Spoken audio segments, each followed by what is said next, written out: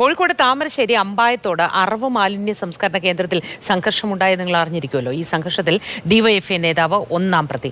DYFI Thamarassery block president മെഹ്റൂഫിനെ ഒന്നാം പ്രതിയാക്കി police കേസെടുത്തു. 4 FIR ആണ് രജിസ്റ്റർ ചെയ്തിരിക്കുന്നത്. വധശ്രമത്തിന് 30ഓളം പേർക്കെതിരെ കേസെടുത്തു. താമരശ്ശേരി പോലീസിന്റെ ഔദ്യോഗിക കൃത്യനിർവഹണം തടസ്സപ്പെടുത്തിയതിന് 300ഓളം പേർക്കെതിരെയും കേസെടുത്തിട്ടുണ്ട്. അതേസമയം പോലീസ് അതിക്രമത്തിൽ പ്രതിഷേധിച്ച് പ്രദേശത്ത് ഇന്ന് സമരസമിതിയുടെ ഹർത്താലാണ്. ഓമശ്ശേരി, കോടഞ്ചേരി, താമരശ്ശേരി, കൊടുവള്ളി മുനിസിപ്പാലിറ്റി എന്നിവിടങ്ങളിലാണ് ഹർത്താൽ പ്രഖ്യാപിച്ചിരിക്കുന്നത്. ഇംതിയാസ് കരീമുണ്ട് വിവരങ്ങളുമായി. Imtiaz, good morning. നിലവിൽ പ്രതിഷേധങ്ങളൊക്കെ കെട്ടടങ്ങിയിട്ടുണ്ടോ? പക്ഷേ ഇന്ന് വീണ്ടും ഹർത്താൽ ആചരിക്കുകയാണല്ലോ. വിശദ വിവരങ്ങൾ എന്താണ് അവിടെ നിന്ന് നൽകാനാവുക? മോത്തി, താമരശ്ശേരിയിലെ ഈ ഫ്രഷ് കട്ടിന് മുൻപിലാണ് ഞാനിപ്പോൾ നിൽക്കുന്നത്. ഇവിടെയാണ് ഇന്നലെ രാത്രി സമാനതകളില്ലാത്ത ഒരു വലിയ സമരം തന്നെ നടന്നത്. പ്രതിഷേധക്കാരും പോലീസും തന്നെ തമ്മിൽ നേർക്കുനേർ വന്ന് കല്ലെറിയൽ ഉൾപ്പെടെയുള്ള കാര്യങ്ങൾ നടന്ന സംഭവം അത് ഇന്നലെ രാത്രിയാണ്, ഇന്നലെ വൈകിട്ടാണ് നടന്നത്. പക്ഷേ ഇന്ന് രാവിലെ ആകുമ്പോൾ പ്രതിഷേധത്തിന്റെ ഒരു കാഴ്ചയല്ല. ഈ പ്രതിഷേധിച്ച ആളുകൾക്കെതിരെയൊക്കെ പോലീസ് കേസെടുത്തിട്ടുണ്ട്. അതിൽ പ്രധാനമായിട്ടും ഇപ്പോൾ 4 എഫ്ഐആറുകൾ തന്നെ രജിസ്റ്റർ ചെയ്തിട്ടുണ്ട്. വധശ്രമത്തിന് 30ഓളം പേർക്കെതിരെയാണ് കേസ്. അതിൽ തിരുവമ്പാടി സ്റ്റേഷനിലെ ASIയെ മർദ്ദിച്ചതിൽ 30ഓളം പേർക്കെതിരെ കേസെന്ന് പറയുന്നു. താമരശ്ശേരി പോലീസിന്റെ ഔദ്യോഗിക കൃത്യനിർവഹണം തടസ്സപ്പെടുത്തിയതിന് കേസുണ്ട്. കലാപം, വഴിതടയൽ, കൃത്യനിർവഹണം തടസ്സപ്പെടുത്തൽ തുടങ്ങി നിരവധി വകുപ്പുകൾ ചേർത്തുകൊണ്ടാണ് ഇവർക്കെതിരെയൊക്കെ കേസെടുത്തിട്ടുള്ളത്. ഇതിൽ പലരും ഇന്നലെ രാത്രിയോടുകൂടി തന്നെ ഒളിവിൽ പോയിട്ടുണ്ട്. ഇവരെയൊക്കെ കണ്ടെത്തി കസ്റ്റഡിയിലെടുക്കുക തന്നെ ചെയ്യുകയും പോലീസ് ചെയ്യും. ആ നടപടികളിലേക്ക് പോലീസ് കടന്നിട്ടുമുണ്ട്. പക്ഷേ ഇന്ന് ഈ നേരത്തെ സൂചിപ്പിച്ചതുപോലെ തന്നെ കോടശ്ശേരി, ഓമശ്ശേരി തുടങ്ങിയ പഞ്ചായത്തുകളിലെ വിവിധ വാർഡുകളിൽ ഇന്ന് ഹർത്താലുമുണ്ട്. ആ സ്ഥിതിയിൽ നോക്കുമ്പോൾ ഇന്ന് ഫ്രഷ് കട്ടിന് മുൻപിലുള്ളത് ചില നാമമാത്രമായ പോലീസുകാരാണ്. അങ്ങനെ ഒരു സംഘർഷ സാധ്യതയോ അങ്ങനെ ഒരു സമരത്തിന്റെ സാധ്യതകളൊന്നും ഇന്ന് കാണുന്നില്ല. തീർച്ചയായിട്ടും പോലീസ് അവരുടെ കൃത്യമായ നടപടികളിലേക്ക് കടക്കും എന്ന് തന്നെയാണ്. ഞാനിപ്പോൾ നിൽക്കുന്നത് ഈ ഇന്നലെ സമരം ചെയ്ത ആളുകൾ സമരം ചെയ്ത ഫ്രഷ് കട്ടിന് മുൻപിലാണ്. ഇവിടെ നമുക്ക് ദൃശ്യങ്ങൾ കാണാം. ഇതൊക്കെ ഇന്നലെ ഫ്രഷ് കട്ടിൻ്റെതായ വാഹനങ്ങളായിരുന്നു. ഇതൊക്കെ ഇന്നലെ സമരക്കാർ വളരെ പ്രകോപിതരായതിനു ശേഷം അവർ തീ വെച്ചു നശിപ്പിച്ച വാഹനങ്ങളിൽ പെട്ടവയാണ് നമ്മളിപ്പോൾ കാണുന്നത്. ഇവിടെയൊക്കെ ചില ഭാഗങ്ങളിലൊക്കെ അതിൻ്റെതായ സമരത്തിൻ്റെതായ അവർ നശിപ്പിച്ചതിൻ്റെതായ ചില അവശിഷ്ടങ്ങളൊക്കെ നമുക്ക് കാണുവാനും കഴിയുന്നുണ്ട്. മോത്തി, നമ്മളിതിൽ കാണേണ്ടത് പ്രധാനമായിട്ടും ഈ ഫ്രഷ് കട്ടിന്റെ മുൻപിൽ ഇവിടുത്തെ ജനകീയ സമിതി വർഷങ്ങളായി തുടരുന്ന ഒരു സമരമാണിത്. ആ സമരത്തിന്റെ ഒരു പശ്ചാത്തലം വെച്ച് നോക്കുമ്പോൾ തന്നെ കുറെ വർഷങ്ങളായിട്ട് അവർ സമരം ചെയ്യുന്നു. അതിനൊരു പ്രതിവിധി കാണുവാൻ കഴിയുന്നില്ല. അങ്ങനെ നോക്കുമ്പോൾ ഒരുപാട് കാലമായി സമരം ചെയ്ത് അതിനൊരു പരിഹാരം കാണാതെ പലർക്കും മുൻപിലും കൈനീട്ടി റിപ്പോർട്ട് ഉണ്ടാക്കിയ റിപ്പോർട്ടിൽ പോലും ഒന്നും കണ്ടെത്താൻ കഴിയാതെ നിസ്സഹായരായി പോയ ഒരു പറ്റം അസ്വസ്ഥരായ മനുഷ്യരുടെ രാഷ്ട്രീയമാണ് ഒന്ന്. മറ്റൊന്ന്, ഈ സമരസമിതിക്കാർ ആവശ്യപ്പെടുന്നത് എന്താണ്? അവർക്ക് നേരിടുന്ന പ്രധാന പ്രശ്നങ്ങൾ എന്തൊക്കെയാണ് അവിടെ നിന്നും? മോത്തി, ഞാനിപ്പോൾ ഇവിടെ നിൽക്കുമ്പോൾ പോലും നമുക്ക് ഈ അറവ് മാലിന്യ സംസ്കരണ പ്ലാന്റിൽ നിന്നുള്ള വലിയ ദുർഗന്ധം നമുക്ക് അനുഭവപ്പെടുന്നുണ്ട്.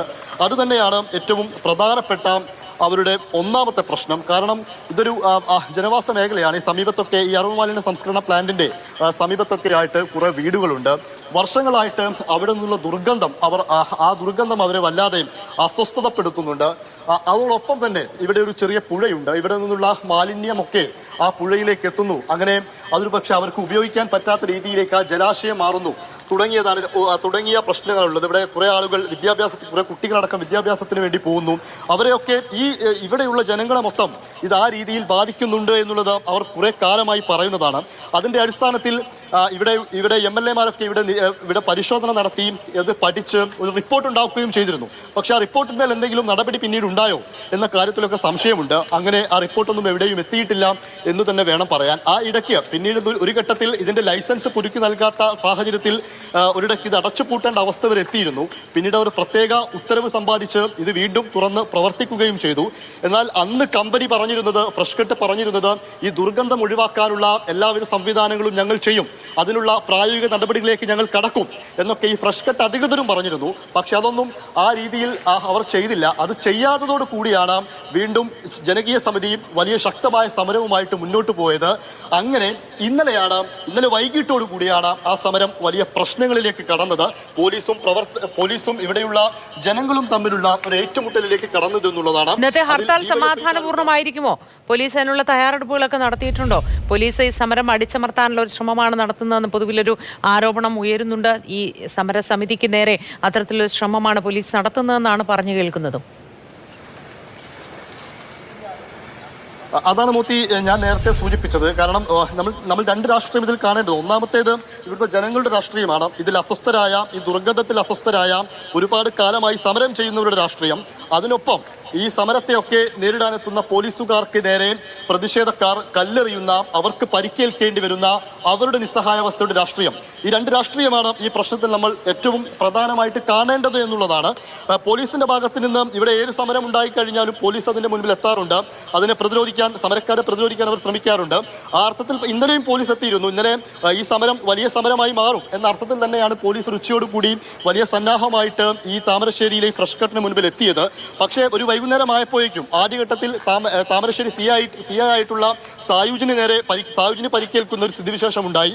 പിന്നീടാണ് മറ്റൊരു പരിപാടിയിൽ പങ്കെടുത്തുകൊണ്ടിരിക്കുകയായിരുന്ന റൂറൽ SP ഇത് സ്ഥിതി അത്ര ശാന്തമല്ല, പ്രശ്നമാണ് എന്ന് മനസ്സിലാക്കിക്കൊണ്ട് റൂറൽ SP അടക്കമുള്ള KE ബൈജു അടക്കമുള്ളവർ ഇങ്ങോട്ടേക്ക് എത്തുന്നത്. അങ്ങനെ എത്തി ഈ സമരക്കാർ നേരെ കല്ലെറിയുന്നു. ആ കല്ലെറിയിലാണ് ബൈജു അടക്കമുള്ള പോലീസ് ഉദ്യോഗസ്ഥർക്ക് പരിക്കേൽക്കുന്നത്. പിന്നീട് ഉത്തരമേഖല IG അടക്കം ഇങ്ങോട്ടേക്ക് വരികയും ചെയ്തു. ഇന്നലെ അദ്ദേഹം പറഞ്ഞ ഒരു പ്രധാനപ്പെട്ട കാര്യമുണ്ട്. ഇന്നലെ വൈകിട്ട് വരെ ഈ സമരം സമാധാനപരമായിരുന്നു, പ്രശ്നങ്ങളൊന്നുമില്ലായിരുന്നു. പക്ഷെ വൈകിട്ടായപ്പോഴേക്ക് ചില ആസൂത്രിതമായ നീക്കങ്ങൾ ഇവിടെ നടന്നിട്ടുണ്ട്. ആ നീക്കത്തിനു പിന്നാലെയാണ് ഇവിടെ തീവെച്ച് നശിപ്പിക്കൽ, കല്ലെറിയൽ, പോലീസിനെ ആക്രമിക്കൽ തുടങ്ങിയ സാഹചര്യങ്ങളിലേക്ക് ഈ സമരം പോയത് എന്നാണ് ഇന്നലെ IG പറഞ്ഞ ഒരു പ്രധാനപ്പെട്ട കാര്യം. ആ അർത്ഥത്തിൽ അവരുടെ അന്വേഷണം ഉണ്ടാകും. 30ഓളം പേർക്കെതിരെയാണ് വധശ്രമത്തിനുള്ള കേസെടുത്തിരിക്കുന്നത്. ശരി, നിരവധി പേർക്കെതിരെ ഇതിനോടകം കേസ് രജിസ്റ്റർ ചെയ്തിരിക്കുന്നു.